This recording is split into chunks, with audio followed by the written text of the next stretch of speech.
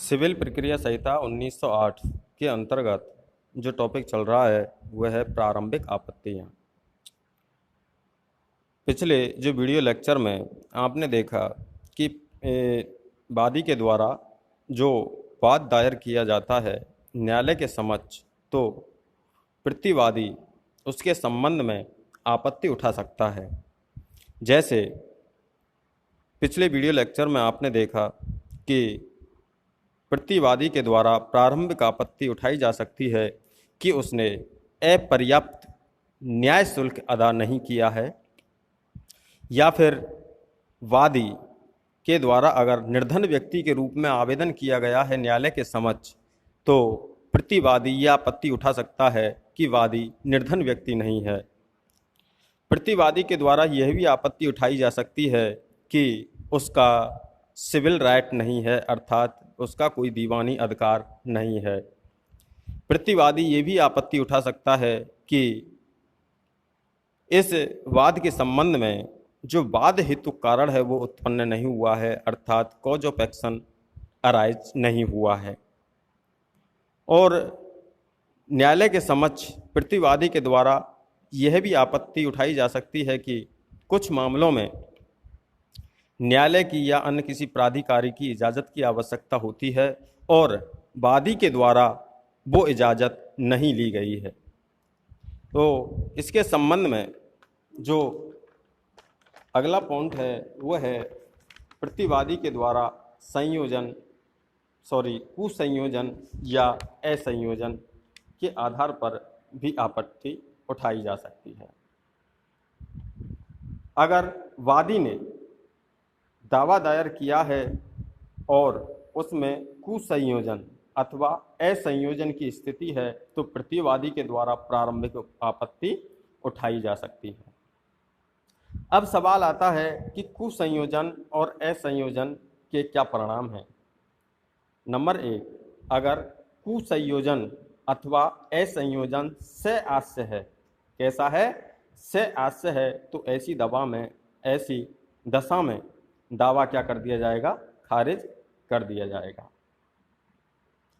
अगर न्यायालय यह देखता है कि कुसंयोजन या असंयोजन सद्भावना पूर्वक है, कैसा है? सद्भावना पूर्वक है, तो न्यायालय ऐसे दावे में संशोधन करने का निर्देश देता है और परिवर्तित किए गए वाद पत्र की प्रतियां प्रत्येक प्रतिवादी को दी जाती हैं। अब जो 7वीं चीज है वह है सूचना। सूचना के संबंध में भी प्रारंभिक आपत्ति उठाई जा सकती है। ऐसे मामले हो सकते हैं जिनको संस्थित करने से पहले प्रतिपक्षी को सम्यक सूचना देना आवश्यक होता है। नंबर 1, सीपीसी की 2 धारा हैं 79 और 80, अर्थात 79 89 और 80। इस धारा में यह दिया हुआ है कि भारत सरकार या राज्य सरकार या सरकार के किसी एजेंसी के दावे के संबंध में सामान्य सिद्धांत है कि ऐसे दावा संस्थित किए जाने से पूर्व प्रतिवादी को प्रतिवादी को धारा 80 का नोटिस दिया जाना चाहिए। क्या दिया जाना चाहिए? नोटिस। अगर नोटिस देने के 2 माह बाद दावा दायर किया जाएगा, अगर ऐसा नोटिस दिए बिना या नोटिस देने की अवधि समाप्ति होने से पूर्व दावा दायर करने पर दावे को खारिज करने के लिए प्रतिवादी के द्वारा क्या की जा सकती है? प्रारंभिक आपत्ति उठाई जा सकती है। तो कहने का मतलब यह है कि कोई भी दावा होता है वो भारत सरकार या राज्य सरकार अर्थात सरकार के विरुद्ध दायर किया गया है, तो उसके संबंध में 2 माह पूर्व सूचना देना आवश्यक है और सूचना दी जाती है। अगर सूचना दिए बिना दावा दायर नहीं किया जा सकता। दूसरी बात है कि संपत्ति अंतरण अधिनियम में पट्टे के अवसान करने की जो कार्रवाई की जाती है उसके संबंध में नोटिस दिया जाना चाहिए। तीसरा है कि किराएदारी अधिनियम के संबंध में आता है कि किराएदारी अधिनियम के परिसर को खाली कराने का जो दावा किया जाता है उसमें प्रतिपक्षी को भी क्या दिया जाता है, नोटिस दिया जाता है। चौथी बात है, डिग्री के निष्पादन के लिए कानूनी कार्रवाई करने के लिए कुछ दशाओं में निर्णित ऋणी को क्या दिया जाता है, नोटिस दिया जाता है। जहां पर दावा दायर करने के लिए नोटिस दिए जाने की आवश्यकता हो और ऐसे नोटिस दिए बिना दावा दायर कर दिया जाता है तो ऐसी अवस्था में प्रतिवादी के द्वारा प्रारंभिक आपत्ति उठाई जा सकती है। अब आपने देखा कि सूचना के संबंध में भी प्रतिवादी प्रारंभिक आपत्ति उठा सकता है। जैसे सरकार के विरुद्ध वाद है तो वहां नोटिस देना आवश्यक है। संपत्ति अंतरण अधिनियम के अंतर्गत पट्टे के अवसान से संबंधित कार्रवाई करनी है तो नोटिस दिया जाना आवश्यक है।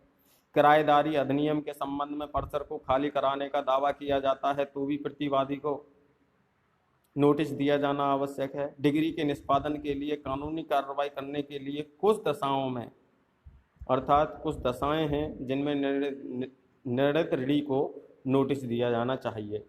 अगर नोटिस दिए बिना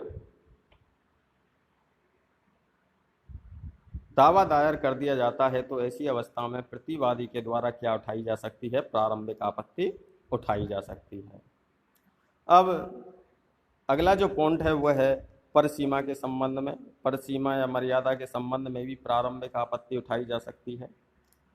इसके संबंध में जो मर्यादा अधिनियम है अर्थात परिसीमा अधिनियम है उसकी धारा 3 में जो मूल नियम दिया गया है वह है कि यदि कोई दावा विहित मर्यादा काल के अवसान अर्थात समाप्ति के बाद संस्थित किया जाता है तो ऐसी दशा में दावा क्या कर दिया जाएगा, खारिज कर दिया जाएगा।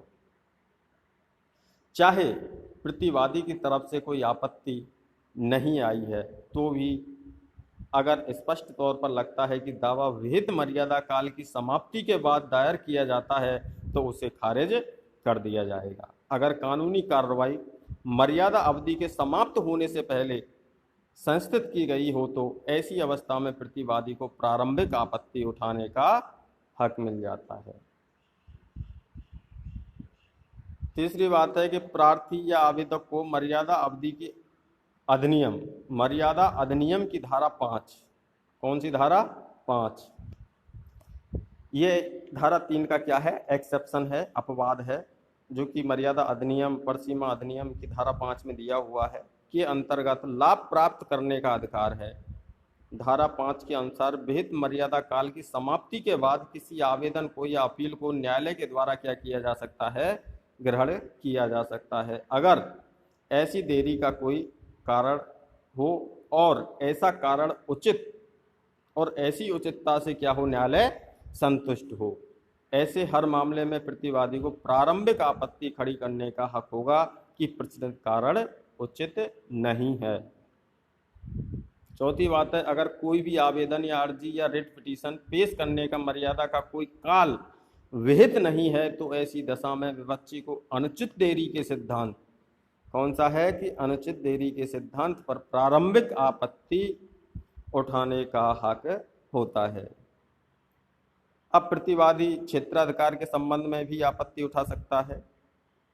कैसे कि जब वादी न्यायालय के सामने अपना वाद पत्र पेश करता है तो कथन करता है कि प्रस्तुत वाद न्यायालय के प्राधिकार या क्षेत्राधिकार में है तो न्यायालय को इस मामले की सुनवाई करने और निपटारा करने की अधिकारता है। तो जब प्रतिवादी के द्वारा न्यायालय में अपना जवाब दावा पेश किया जाए तो उसके द्वारा क्षेत्राधिकार के आधार पर प्रारंभिक आपत्ति की जा सकती है। अब क्षेत्राधिकार में प्रारंभिक आपत्ति प्रारंभिक स्तर पर कर देनी चाहिए, लिहाजा इस आधार पर कोई प्रारंभिक आपत्ति की जाती है तो उस न्यायालय के द्वारा जिसमें दावा संस्थित किया गया है तो इस बात का निश्चय पहले किया जाना चाहिए। तो कहने का मतलब यह है कि जब वादी के द्वारा वाद पत्र न्यायालय के समक्ष पेश किया जाता है तो कुछ बिंदुओं पर प्रतिवादी प्रारंभिक आपत्ति उठा सकता है। तो ये टॉपिक यहीं खत्म होता है। Thank you.